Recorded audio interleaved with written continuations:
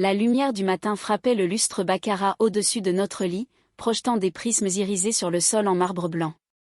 J'ai ouvert les yeux dans notre triplex de Manhattan à 65 millions de dollars, sentant les draps en coton égyptien qui valent plus cher que la voiture de la plupart des gens. Les 12 carats de mon alliance ont accroché la lumière. C'est drôle comme quelque chose d'aussi beau peut soudain ressembler à une chaîne de prison. Mon téléphone a vibré. Une alarme que je ne me souvenais pas avoir programmée. Présentation d'Alexander Voss, ancien banquier Deezer. Présence obligatoire. Obligatoire pour sa femme. Je me suis redressée en regardant l'espace vide à côté de moi. Alex était encore parti à 5 heures du matin. La 3e fois cette semaine. L'oreiller Hermès portait encore la marque de la nuit, au cas où il se serait donné la peine de venir se coucher. Madame Voss, notre gouvernante Elena a frappé doucement. Monsieur Voss a envoyé un message.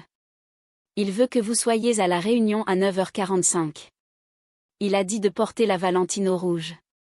La Valentino rouge. La robe qu'il m'avait achetée pour le gala Forbes l'an dernier. Celle qu'il appelait son porte-bonheur parce qu'il avait conclu un contrat de 200 millions ce soir-là. Je n'étais pas sa femme dans cette robe. J'étais son accessoire. Je suis allée dans mon dressing 1800 pieds carrés de haute couture. J'ai dépassé le mur de Louboutin, la chambre froide pour fourrure, la collection de Birkin qu'il adorait exhiber devant ses amis. Chaque pièce semblait plus lourde aujourd'hui. En fait, Elena, ai-je appelé en sortant un tailleur Dior noir parfaitement coupé. Dites au chauffeur que je prendrai la Bentley, pas la Maybach. S'il voulait que je sois à sa réunion, très bien. Mais je m'habillais moi-même. Le téléphone a sonné. L'assistant d'Alex, Thomas. Bonjour, Madame Voss. Monsieur Voss souhaitait vous rappeler la présentation. Il dit que votre présence est très importante. Oh. Ai-je répondu en passant mon doigt sur le collier Van Cleef posé sur ma coiffeuse. Et quel est mon rôle dans cette présentation si importante? Thomas a hésité. Il a juste demandé que vous soyez là, et que vous soyez belle. Être belle. Après 8 ans de mariage, 3 ans de relation avant ça, et 2 ans passés à l'aider à construire cette entreprise à partir de rien, mon travail était d'être jolie. J'y serai, ai-je dit d'une voix aussi dure que le verre. J'ai raccroché et regardé mon reflet. 34 ans, un MBA de Wharton obtenu avant de le rencontrer, parlant 4 langues, et aujourd'hui réduite à de la décoration. Ma montre Cartier affichait 8h30, 1h15 avant ce qu'Alex avait prévu. J'ai ouvert nos relevés de compte communs. 2 milliards d'actifs. La propriété dans les Hantons, le domaine d'Aspen, le yacht construit à Monaco. Tout à nos 2 noms, mais tout le monde savait que c'était l'empire d'Alex. Une alerte cryptée arriva. Un numéro que je connaissais bien. Mon avocat en Suisse. Les dossiers Pandora sont prêts quand vous l'êtes. J'ai supprimé le message et souri. Il voulait que je sois à sa présentation. Il allait obtenir exactement ce qu'il avait demandé. Vous regardez cette vidéo depuis quel pays? Nous aimons savoir d'où notre famille internationale nous écoute. Et si c'est votre première fois sur cette chaîne, n'oubliez pas de vous abonner. Votre soutien nous aide à vous apporter encore plus d'histoires d'incroyables vengeances de la vie. Bonne écoute. L'ascenseur vers le 52e étage paraissait plus lent que d'habitude. Chaque étage qui défilait rendait mes talons Prada plus lourds. À travers la vitre, Manhattan s'étendait en dessous de moi comme un échiquier, et j'étais sur le point de découvrir si j'étais une reine, ou un simple pion. Les portes de la salle de réunion étaient déjà ouvertes. 28 investisseurs étaient assis autour de la table en marbre italien qu'Alex avait fait importer pour 400 000 $. Ils se sont tournés à mon entrée, certains hochant la tête poliment, d'autres levant à peine le nez de leur téléphone. Alex se trouvait au bout de la table, costume Tom Ford impeccable comme toujours. Ce sourire qui m'avait autrefois fait fondre me donnait maintenant la nausée. Son regard glissa vers ma tenue bleu Dior, pas le Valentino, et sa mâchoire se crispa un instant. Va, parfait timing, dit-il avec ce ton chaleureux qu'il réservait aux gens dont il avait besoin. Mesdames et messieurs, avant de commencer la présentation d'aujourd'hui sur notre tour de financement, je souhaite vous présenter quelqu'un de spécial. Mon cœur se souleva légèrement.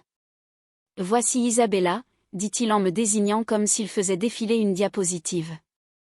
Ma charmante épouse. La salle devint silencieuse. Une tasse de café tinta contre une soucoupe. Elle s'occupe de ses petits événements caritatifs et de son shopping, plaisanta Alex, riant comme s'il avait raconté la meilleure blague du monde. Mais son vrai talent, c'est d'être belle à mon bras pendant ces galas ennuyeux où vous m'entraînez tous. Des rires nerveux. Une analyste de Goldman, Catherine, me lança un regard de pitié pure. L'homme assis à côté d'elle, un banquier suisse, me fit même un clin d'œil, comme si nous partagions la même blague. « Viens, ma chérie », dit Alex en tapotant la chaise à côté de lui comme on appelle un chien. « Assieds-toi et sois jolie pendant que j'explique comment j'ai construit cet empire. » Comment il l'avait construit. Je m'assis lentement, les mains stables, même si en moi grondait un volcan. Chaque personne autour de cette table se souviendrait de ce moment. Parfait. Qu'ils s'en souviennent. Comme je le disais, reprit Alex en cliquant sur ses slides. Quand j'ai lancé Voz Capital il y a 8 ans, avec rien d'autre que l'ambition et le génie. Avec rien. Je me souvenais des 2 millions obtenus d'un investisseur providentiel dont il ne parlait jamais. Je me souvenais des nuits tardives où j'avais écrit la moitié de son business plan pendant qu'il jouait aux jeux vidéo. Je me souvenais du jour où je l'avais présenté à mon amie de Goldman, la même Catherine qui évitait maintenant mon regard. La valorisation de l'entreprise a atteint 400 millions, annonça Alex fièrement. Et avec cette nouvelle levée, nous devrions atteindre le statut de licorne d'ici 1 an. Les investisseurs acquiescèrent. L'un d'eux, un Britannique surchargé de parfums, leva la main. « Monsieur Voss, votre succès est impressionnant. Quel serait votre secret ?» Le sourire d'Alex s'élargit. « M'entourer de belles choses qui me mettent en valeur. » Il tourna les yeux vers moi. « N'est-ce pas, Bella ?»« Bella. » Il ne m'appelait comme ça que lorsqu'il me montrait comme un animal de compagnie avec un surnom mignon. « Absolument, » répondis-je d'un ton doux. « Chérie. Tu as toujours été très douée pour prendre tout le crédit. » Quelques investisseurs se tortillèrent sur leurs chaises. Le sourire d'Alex se crispa. « Elle plaisante, » dit-il vivement. « Bien sûr, ai-je répondu en examinant ma manucure. Je ne comprends rien aux affaires. C'est pour ça que je reste assise en silence pendant que tu expliques à tout le monde comment tu as tout fait tout seul. » Le banquier suisse cacha un sourire derrière une toux. Catherine, elle, ne me regardait plus avec pitié. Elle me regardait avec intérêt. « Peut-être devrions-nous nous concentrer sur les chiffres ?» proposa Thomas, sentant la tension. « Oui, » dit Alex, le visage légèrement rouge. « Les chiffres, la seule chose qui compte. » Il avait raison. Les chiffres étaient la seule chose qui comptait. Et il y avait certains chiffres qu'Alex ne connaissait pas. Des chiffres dans des comptes aux îles Caïmans. Des chiffres dans des banques suisses. Des chiffres qui formaient 2 mots, propriétaire majoritaire. Mais je suis restée là encore 1 heure, silencieuse et jolie, pendant que mon mari expliquait sa grandeur à une salle pleine de gens qui allaient bientôt découvrir la vérité sur qui possédait réellement cet empire. Le moteur du Maybach ronronnait alors que nous étions dans les embouteillages sur Park Avenue. Alex n'avait pas parlé depuis que nous avions quitté le bâtiment. Sa mâchoire se contractait, cet air qu'il prenait quand il hésitait entre se mettre en colère ou simplement ignorer. C'était vraiment quelque chose, finit-il par dire, sans me regarder. J'ai appris des meilleurs, répondis-je en regardant un homme sans abri compter sa monnaie au coin de la rue. Probablement avec plus d'amis sincères que quiconque dans cette salle. Alex rit. Ce rire froid qui annonçait que quelqu'un allait bientôt se faire virer. D'habitude pas moi. J'étais trop chère pour être virée. Allons, Bella. C'était une blague. Les investisseurs aiment voir la réussite. Le package complet. Femme magnifique. Femme magnifique. Femme trophée, corrigeai-je. Tu fais du drame. Le mot resta suspendu entre nous comme une lame. Le mot qu'il utilisait chaque fois que j'avais une opinion. Dramatique quand je proposais une meilleure stratégie d'investissement. Dramatique quand je remarquais le parfum de son assistante sur son col. Dramatique quand j'existais autrement qu'en décoration. « Tu m'as humilié, » dis-je calmement. Devant 28 investisseurs, dont 3 que je t'ai présentés. Alex se tourna enfin vers moi. Tu veux savoir ce qui est humiliant? Avoir une femme qui croit connaître les affaires parce qu'elle a assisté à quelques réunions. Oui, tu as un MBA. Et alors?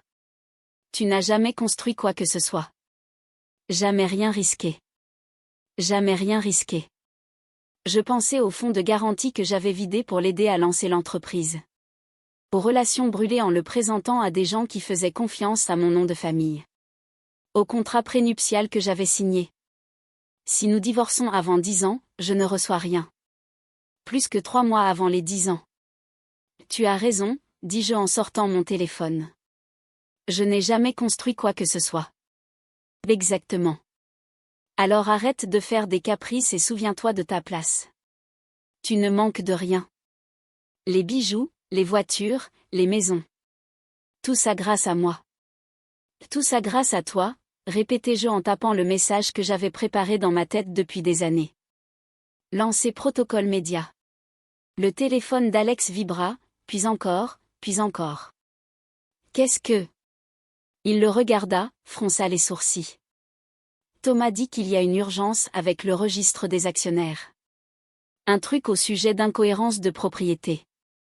Comme c'est étrange, répondis-je en regardant Central Park défiler.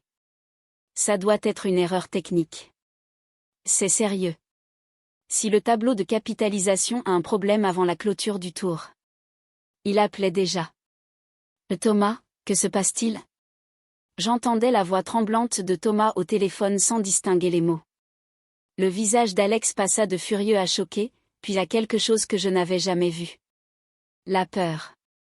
C'est impossible, dit-il. Vérifie encore. Le système doit être faux. Le chauffeur nous regarda dans le rétroviseur. Même lui pouvait sentir que quelque chose venait de changer. Je dois retourner au bureau, dit Alex quand la voiture s'arrêta devant notre immeuble. C'est sûrement rien, répondis-je en descendant sur le trottoir. Je serai à la maison, chez moi. Il était trop bouleversé pour entendre l'ironie. Le Maybach s'éloigna, me laissant seul devant l'immeuble. Bonjour, Madame Voss, salua le portier. Mauvaise journée? En réalité, Robert, dis-je en lui glissant un billet de $100. Elle s'apprête à devenir bien meilleure. Je pris l'ascenseur privé jusqu'aux Pentouses. Chaque étage montait comme mon pouls. À l'intérieur, je me dirigeais directement vers mon bureau, celui qu'Alex appelait ma salle de loisirs, où je jouais à mes petits projets caritatifs. Le coffre derrière la reproduction de monnaie s'ouvrit à mon empreinte digitale. Dedans, 8 ans de documents. Des sociétés écrans empilés comme un gâteau de mariage. Des accords de fiducie signés sous mon nom de jeune fille. Des actions acquises via des intermédiaires dans 15 pays. Registre officiel de Voss Capital. Isabella, 57%. Alexander, 19%. Autres investisseurs, 24%. Mon téléphone sonna. Numéro masqué. Mais je savais. Natacha, mon avocate de Zurich. Celle qu'Alex ne connaissait pas. Celle qui rachetait des actions pour moi à chaque dilution depuis 8 ans. Le conseil a été informé, dit-elle avec son accent suisse-allemand. La réunion d'urgence est fixée à demain matin. Et Alex croit encore à une erreur informatique. Ses avocats paniquent.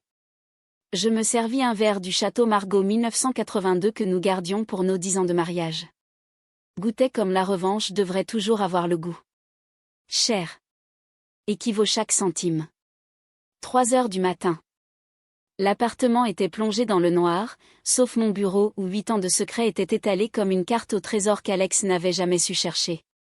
Tout avait commencé petit. Une LLC aux îles Caïmans au nom de jeune fille de ma mère, Castellano. Puis une fiducie suisse. Puis un réseau tellement dense que même des auditeurs médico-légaux mettraient des mois à le démêler. Je pris le premier document, daté 3 mois après notre mariage. Alex était si fier ce jour-là de diluer son capital pour attirer notre premier investisseur. Parfois il faut perdre de l'argent pour en gagner, Bella, m'avait-il expliqué comme si j'avais 5 ans. Sauf que cet investisseur, c'était moi.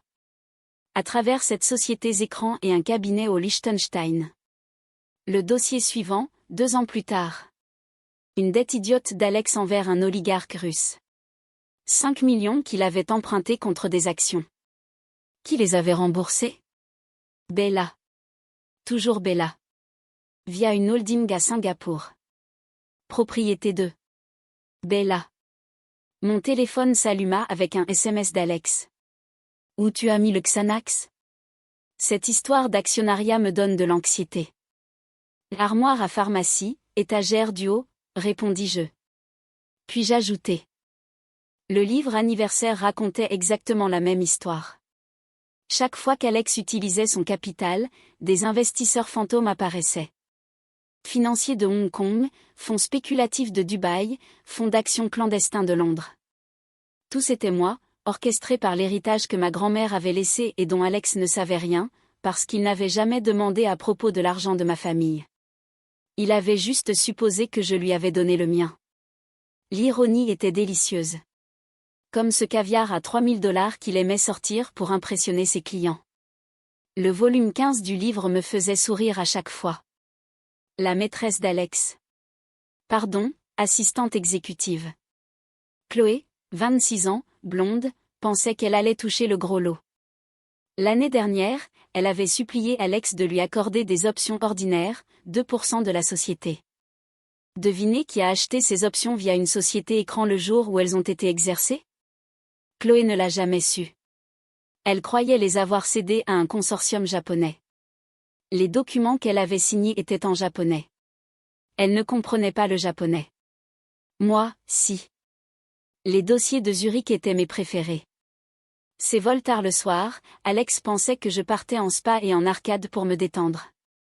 Je faisais du shopping, oui, une arcade pour les avocats qui savaient comment structurer des affaires dans plus de 17 juridictions. Madame Castellano, me disait-il là-bas. Jamais Voss. À Zurich, je n'étais l'épouse de personne. J'étais la cliente avec 9 entités juridiques et un plan qui aurait rendu Machiavel fier. Mon téléphone a sonné. Natacha encore. Nous avons trouvé plus, dit-elle. Ton mari a contracté des dettes à l'insu de tous. 50 millions empruntés contre des revenus futurs. Les documents exigent l'approbation du principal actionnaire pour toute décision majeure. Et je suis l'actionnaire majoritaire. Exactement.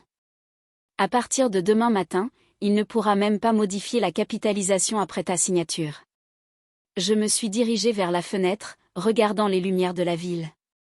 Quelque part là-bas, Alex discutait avec ses avocats, impatient qu'il répare cette erreur. Sa brillante équipe de oui-oui s'agitait pour résoudre un problème qui s'était construit en 8 ans. Natacha, je veux que tu convoques une réunion du conseil à 8 heures demain. Seulement 5 heures à partir de maintenant. Les statuts exigent un préavis de 48 heures, sauf si l'actionnaire majoritaire appelle une réunion d'urgence pour fraude imminente. Silence. Ensuite, tu annonces tes décisions demain. Non, dis-je en ouvrant une autre bouteille de vin. Je prends ce qui m'appartient déjà. Il y a une différence. Je me suis ensuite plongé dans les documents. Chaque transfert, chaque vente, chaque mouvement orchestré avec soin. Tout légal, tout documenté, tout invisible jusqu'à maintenant. Le meilleur? Le contrat prénuptial qu'Alex m'avait fait signer. Celui qui disait que je ne recevais rien en cas de divorce avant 10 ans. Mais il ne disait rien sur ce que je possédais avant le mariage ou sur ce que j'avais acheté avec mon argent. L'argent de l'assurance Castellano qui existait 50 ans avant la naissance d'Alexander Voss. Ma grand-mère serait si fière. Elle avait construit sa richesse dans l'immobilier italien après la guerre, quand on disait aux femmes qu'elles ne pouvaient pas posséder de biens. Elle m'avait donné la règle d'or. Ne les laisse jamais te voir arriver, Cara. Quand ils s'en rendent compte, ce sera déjà terminé. Mon téléphone vibra. Alex encore. Que s'est-il passé? Certains investisseurs fantômes ont regroupé les registres des actions. Mes avocats s'en occupent. Tout sera réglé demain matin. Ne t'inquiète pas. Ne t'inquiète pas. J'aurais presque eu pitié de lui. Presque. Puis je me suis souvenu de l'épouse dans la salle de réunion. De la façon dont les investisseurs riaient. De la manière dont ils tapotaient le fauteuil comme si j'étais un animal domestique obéissant. J'ai répondu. Je n'ai pas du tout peur. Fais de beaux rêves. Ensuite, j'ai appelé mon chauffeur. Pas le chauffeur de la société. Mon chauffeur. Celui que je payais personnellement. Joseph, je veux que tu sois là à 7 heures. Nous allons au bureau.